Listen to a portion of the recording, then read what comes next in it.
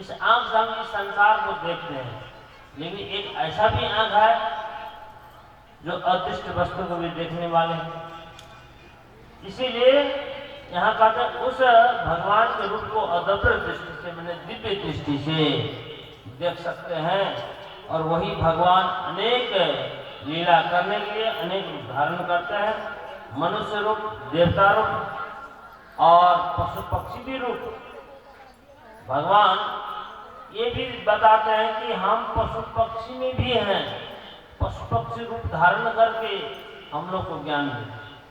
सबसे पहला अवतार कुमार अवतार सनत कुमार, दूसरा अवतार में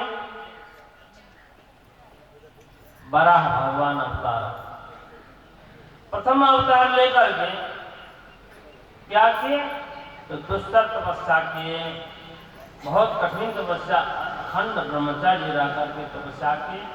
दूसरा अवतार ने पृथ्वी को उद्धार किया। बड़ा भगवान हम लोग के जहाँ कहते हैं बड़ा क्षेत्र, ये तो क्षेत्र ही उनका तीर्थ रूप माना जाता है। और तृतीय अवतार में देवर्षि ऋषि, चतुर्थ अवतार में नारायण और पंचम अवतार में कपिल भगवान, छठा अवतार में अत्रि के गर्भ से अनसुया के अत्रि के द्वारा अनसुया के गर्भ से दत्तात्रेय महाराज। इस प्रकार उन्होंने भक्त प्रहलाद को ज्ञान दिया और आसुरी ऋषि को ज्ञान दिया। सप्तम अवतार में आपो के गर्भ से रुचि प्रजापति के द्वारा यज्ञ भगवान अवतार ले। इसी प्रकार मेरु देवी के गर्भ से नाभि के द्वारा उर्क्रम नाम का भगवान अवतार ले।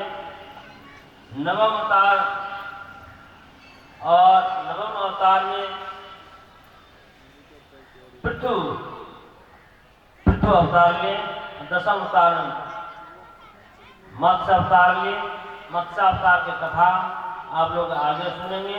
इसी प्रकार जब समुद्र मंथन हो रहा था उस समय अनेकों अवतार तुरंत लिए। अब बताइए, भगवान जुग जुग में अवतार लेते हैं, लेकिन उस समय में बहुत अवतार लेते हैं।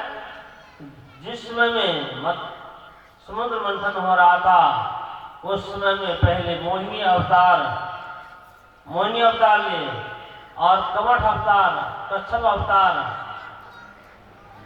ये सब अवतार का यहाँ बहुत से वर्णन है। नरसिंह अवतार, वामन अवतार, उसके बाद परशुराम अवतार, कृष्ण भगवान और बलराम अवतार, राम लक्ष्मण अवतार और बुद्ध अवतार, कल्कि अवतार, ये सब बहुत से अवतार है।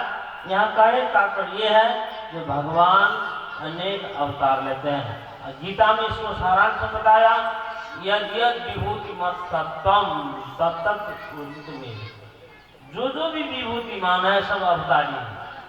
कबीर साहब आए, ज्ञानेश्वर महाराज आए और ऐसे अनेक संत महात्मा लोग भी अवतारी रूप। क्यों कि दत्तात्रेय महाराज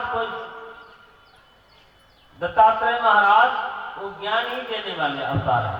कपिल भगवान ज्ञान देने वाला, कोई किसी असुर को राक्षस को नहीं मारे, वो ज्ञान अवतार माना है। शंकराचार्य भगवान ज्ञान अवतार। तो कोई राक्षस को, असुर को मारने के लिए अवतार लेते हैं और कोई केवल ज्ञान देने के लिए ही अवतार लेते हैं। कोई दोनों काम करते हैं और सभी काम, संसार में ऐसा कोई काम बचा नहीं, वो काम करने के लिए कृष्ण भगवान के अवतार है। इसीलिए कृष्ण भगवान को पूर्ण अवतार माना जाता है। बोले कृष्ण भगवान की जय हो।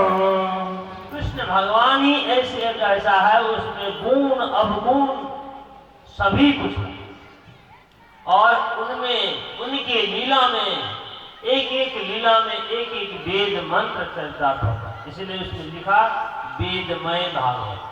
वेद आप लीला भी सुनेंगे और उस लीला में कौन से वेद मंत्र चरितार्थ होता है, घटित होता है, वो वेद मंत्र भी ये भगवान के लीला के गुना आशा करते हैं, हमको कौन चरितार्थ करना है।